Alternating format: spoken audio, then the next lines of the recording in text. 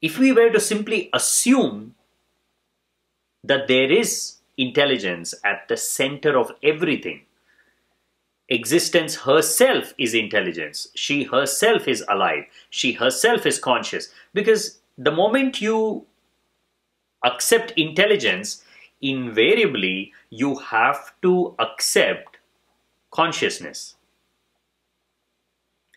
Because intelligence is purely a manipulation of consciousness. I have to be conscious of two things before I put them together to create the third. And that's what human creation is. We bring two separate things together to create something new. We're not actually creating anything. Because of our awareness of the existence of different things, we can put it together. No other animal can imagine of such a thing as gold, because it does not grow on trees. You cannot find it anywhere. And yet, human civilization has managed to extract it out of the earth, to find it, to dig for it, and to make use of it in some way. Mankind did not create gold, just the awareness that there can be something underneath the earth. Let's dig and see. Just that curiosity, just that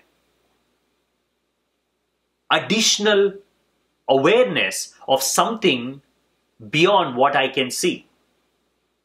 Just that assumption that it might be there, let's dig and see. If we find it, amazing, we have found something new. If we don't find it, so what? The digging has gone waste. There's no problem in that. But that assumption is important.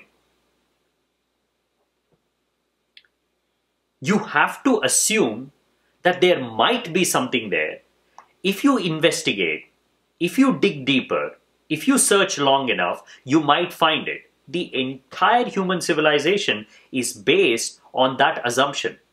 We assume the existence of something and we start moving towards it. Sometimes we find it, sometimes we don't find it. Almost all scientific inventions and discoveries start like that. Someone assumes theoretically that this might be possible. The reason why we have electricity now, the reason why we have internet now, the reason why we have managed to conquer so many of our diseases that killed people without giving them a second chance, we are able to cure those diseases. All this has happened simply because we pursued our assumptions. Many people pursued that they cannot see, and some found it, some didn't. We need the same assumption to search for the ultimate truth. Assuming that Lao Tzu is right, assuming that Buddha was right, assuming that Jesus was right. These are our own. There is no reason for them to lie. There is no reason for them to deceive us. Because what are they getting out of it? For deception, for lies, there has to be something people are getting in return. For truth, you don't need any additional incentive. Where there is truth, you can notice there is no ulterior motive. What was Buddha looking for? Was he looking to become a religious leader? Was he looking to become a famous man? Was he looking to become rich? None of these things. And yet, for almost 40 years, he spoke about one thing. One thing and one thing alone. For 40 years, day in and day out, he dedicated every moment of his life talking about something nobody can see, nobody can touch, nobody can smell, nobody can taste. That is where our curiosity should be. Maybe there is something here. Skepticism is fine.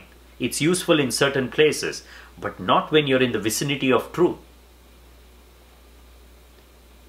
A little bit of intelligence, our own kind, a normal, ordinary man. He was neither too young nor too old. He didn't have any special abilities. He was just an ordinary man. And he left his palace at the age of 29. All the conditioning had already happened. He was deeply conditioned by the society to believe in certain things, and yet he was able to go beyond it and find something. I don't know what he found, but it must be significant for him to speak about it for the rest of his life. And it must be significant for us to be reflecting on it after 2,500 years. Why has he found a permanent place in human consciousness? There has to be something here. That is what Lao Tzu is talking about. You cannot see it, you cannot touch it, it's inexhaustible. All words fall short describing that thing, because all descriptions are limitations at the end of the day. It is invented, created by us. Language itself is a limitation. Language itself is in a way crawling in the dark. For the one who can see, for the one who can be, language is a limitation. But it's inevitable. There is no other way for the one who has found it to share it. His silence cannot be understood. His words will be misunderstood, but he has no other option. In fact, Buddha's words are not his words, they are his cries of anguish. But it's anguish of joy. It's not anguish of pain. It's anguish of ecstasy. There is deep anguish of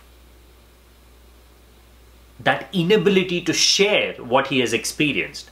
And that anguish is what we find in his words. He's trying to express something that cannot be expressed. So he's using everything that is available to him. He's using an allegorical language. He's trying to compare one thing to another. He's using the oceans. He's using the stars. He's using human emotions. He's using suffering. He's using pain. He's using pleasure.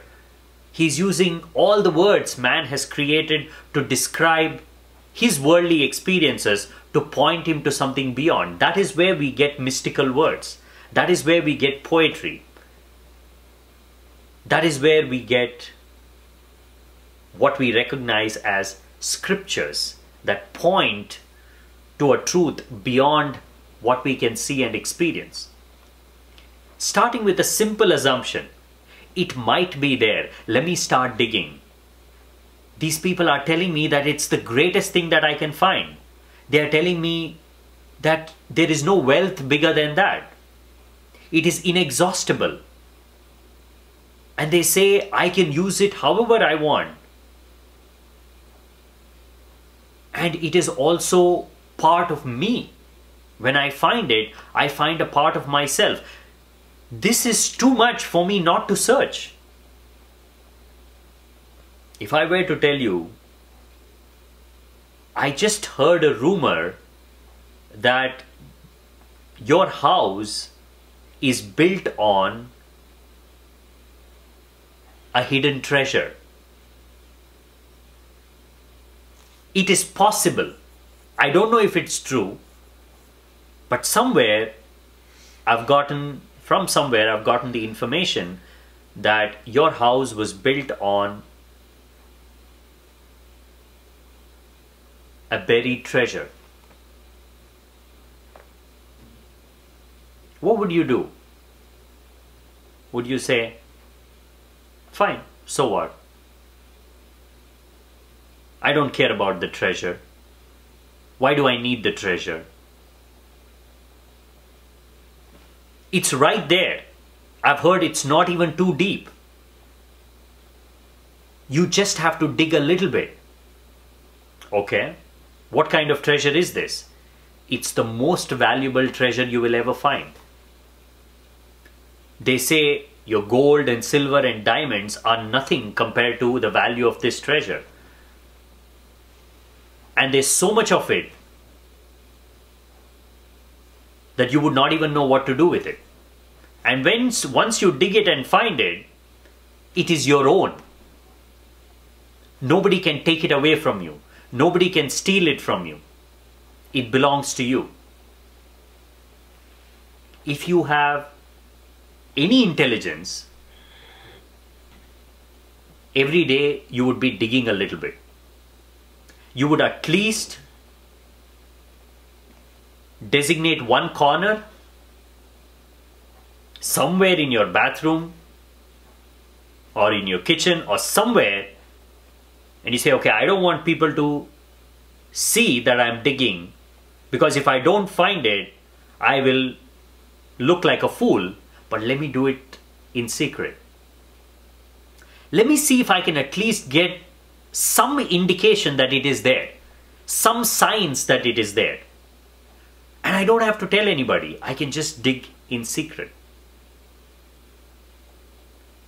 That is how the quest for truth starts. One man, one individual hears about the Tao, hears about the way, hears about eternity. He's skeptical. He doesn't believe in all this, but he's curious. He's intelligent enough to begin inquiry. And all he has to do is find a quiet corner for himself to dig. And where are you digging? Within yourself.